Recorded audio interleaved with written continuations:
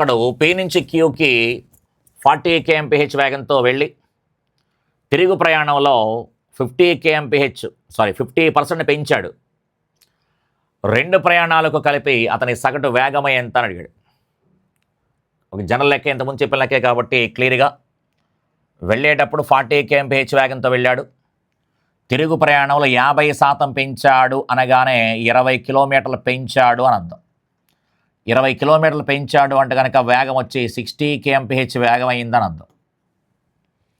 మొదట మనకి 40 కిలోమీటర్లు 50% పెంచామంటే సగం, 40లో సగం అంటే 20 కిలోమీటర్లు పెంచామని అర్థం.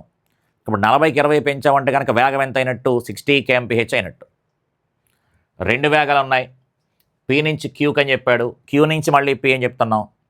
కాబట్టి పి నుంచి క్యూకి, క్యూ నుంచి పీకి అని చెప్తున్నాం. అంటే క్లియర్గా మనకి ఏమర్థమైంది అంటే కనుక దూరాలు సమానం.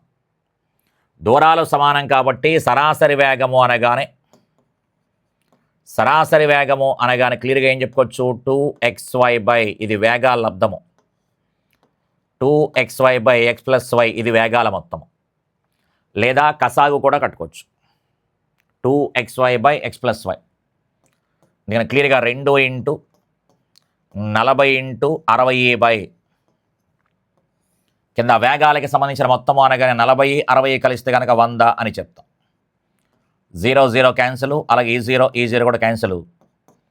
2 4 8, 8 6 ఎంత అంటే కనుక 48.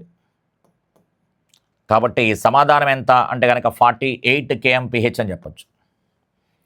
సమాధానం ఎంత అంటే కనుక 48 kmph అని చెప్పచ్చు. 48 kmph అని చెప్పచ్చు.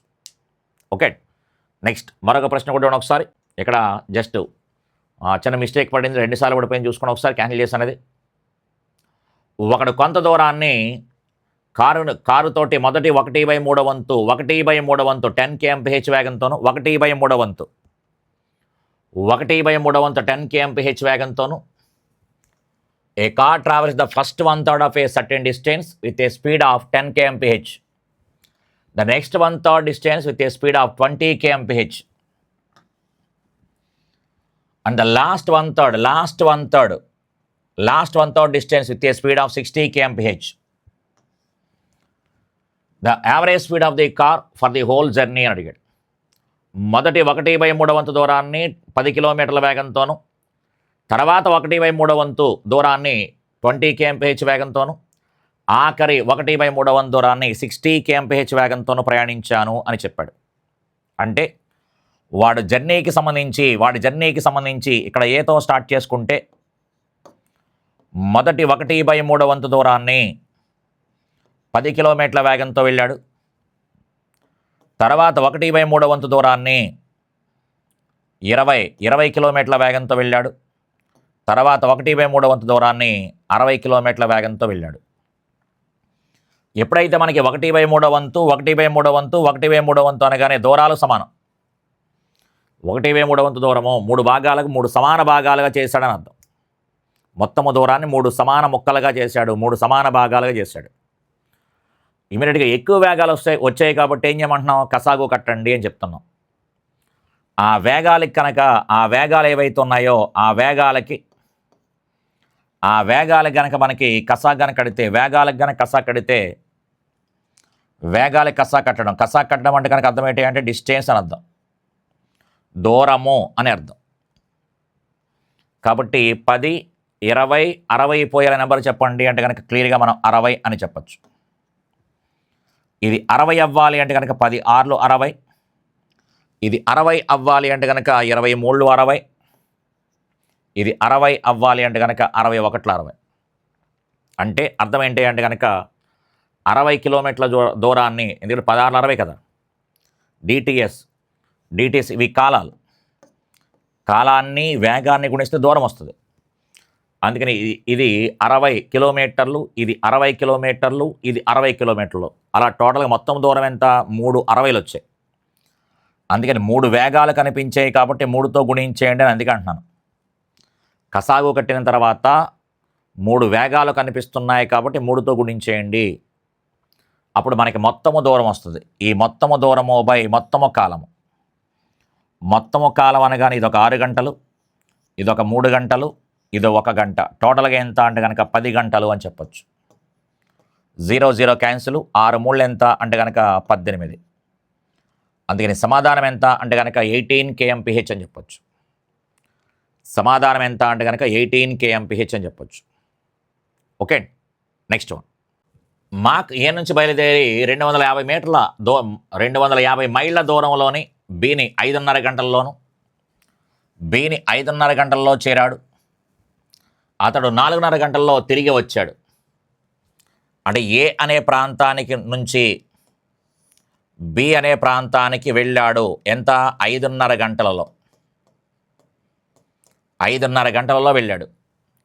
ఎంత అంటే కనుక 250 మైళ్ళు. మళ్ళీ రిటర్న్ మనకి 250 మైళ్ళు 4:30 గంటల్లో వచ్చాడు. ఇక్కడ వేగాలకి సంబంధించి కాకుండా కాలానికి సంబంధించి మాట్లాడాడు, దూరానికి సంబంధించి మాట్లాడాడు.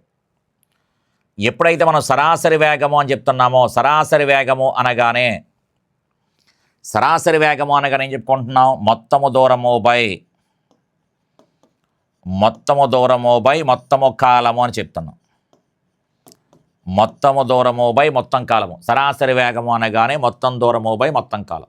మొత్తము దూరం అంటే వెళ్ళేటప్పుడు 250, వచ్చేటప్పుడు 250, అంటే టోటల్గా మనకి 500. టోటల్గా మనకి 500 మైళ్ళు అని చెప్పొచ్చు. మొత్తము కాలం అంటే కనుక వెళ్ళేటప్పుడు 5:30 గంటలు, వచ్చేటప్పుడు 4:30 గంటలు. టోటల్గా మనకి ఎంత అంటే కనుక 10 గంటలు.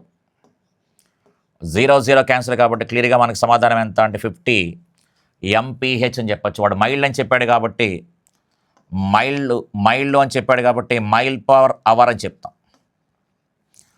మైల్ పర్ అవర్ అని చెప్తాము. మైల్స్ అని చెప్పాడు కాబట్టి వాడు కిలోమీటర్లు అంటే kmph అని చెప్తాం. పెద్దగా ప్రాబ్లం ఏం కాదు. కాబట్టి సరాసరి వేగం అడిగాడు కాబట్టి మొత్తము దూరము బై మొత్తము కాలం అని చెప్తాం.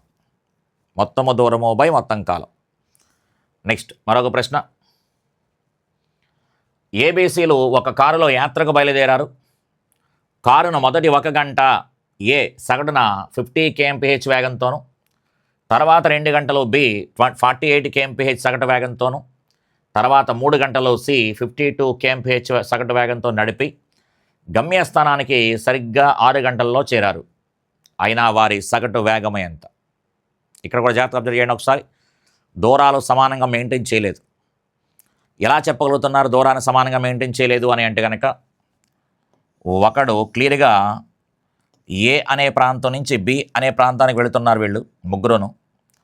అందులో మొదటగా కారుని ఏ అనేవాడు డ్రైవ్ చేస్తున్నాడు 1 గంట పాటు. వాడి స్పీడ్ ఎంత? 50 స్పీడ్తో వెళుతున్నాడు. 50 స్పీడ్తో వెళుతున్నాడు అంటే కనుక వీడు ఎంత దూరం డ్రైవ్ చేసినట్టు అంటే కనుక 50 కిలోమీటర్ల దూరం డ్రైవ్ చేసినట్టు. వీడు డ్రైవ్ చేసింది ఎంత అంటే కనుక 50 స్పీడ్ తోటి గంట అంటే 50 కిలోమీటర్లు డ్రైవ్ చేశాడు. 50 కిలోమీటర్ డ్రైవ్ చేసిన తర్వాత బహుశా వాడికి నిద్ర వస్తుందేమో బి అనేవాడికి అప్ చెప్పాడు. బి అనేవాడికి అప్ చెప్తే బి అనేవాడు ఏం చేశాడు అంటే కనుక బి అనేవాడు 2 గంటల పాటు డ్రైవ్ చేశాడు 48 స్పీడ్ తోటి.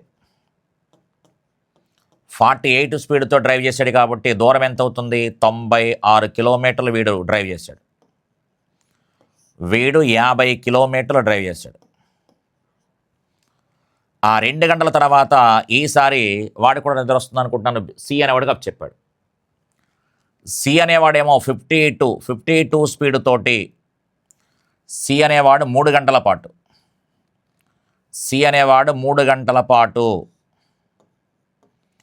52 స్పీడ్ తోటి 52 స్పీడ్ తోటి వాడు డ్రైవ్ చేశాడు. అంటే వీడెంత అంటే కనుక 156 కిలోమీటర్లు వీడు డ్రైవ్ చేశాడు. ఇలా మనకి ఒక్కొక్కడు ఒక్కొక్క దూరాన్ని, ఒకడు 50 కిలోమీటర్లు డ్రైవ్ చేశాడు, ఇంకొకడు 96 కిలోమీటర్లు డ్రైవ్ చేశాడు, ఇంకొకడేమో 156 కిలోమీటర్లు డ్రైవ్ చేశాడు. అందుకని వేరు దూరాలు. అందుకని ఎప్పుడైతే మనకి వేరు దూరాలు కనిపిస్తున్నాయో సరాసరి వేగము అనగా ఏం చెప్పచ్చు? మొత్తము దూరము బై మొత్తము కాలము అని చెప్పచ్చు. మొత్తము దూరం అంటే కనుక ఇవన్నీ కలిపేయండి. ఇది 50, ఇది 96, ఇది 156. 156లో 6 పక్కన పెట్టండి. 150ని 50 200, 290, 296, 302 అంటే మొత్తము దూరం ఎంత అంటే కనుక 302. మొత్తము కాలం ఎంత అంటే వాడే చెప్పేశాడు 6 గంటలని. చెప్పకపోయినా మనకు తెలుసు ఇక్కడ గంట, 2 గంటలు, 3 గంటలను. వాడే మొత్తం కాలం 6 గంటల్లో చేరారని చెప్పాడు. అంటే 302 కిలోమీటర్ల మొత్తము దూరాన్ని 6 గంటలలో వెళ్ళారు. 6 గంటలలో వెళ్ళారు కాబట్టి సరాసరి వేగం అడిగాడు కాబట్టి ఏం చెప్తాం? 6తో భాగిస్తే 650 300. 650 300 కాబట్టి ఇంకా 2 ఉంది. 2/6. 2 1లు 2 3లు అంటే సమాధానం ఎంత అంటే 51/3. 51/3 kmph అని చెప్పచ్చు.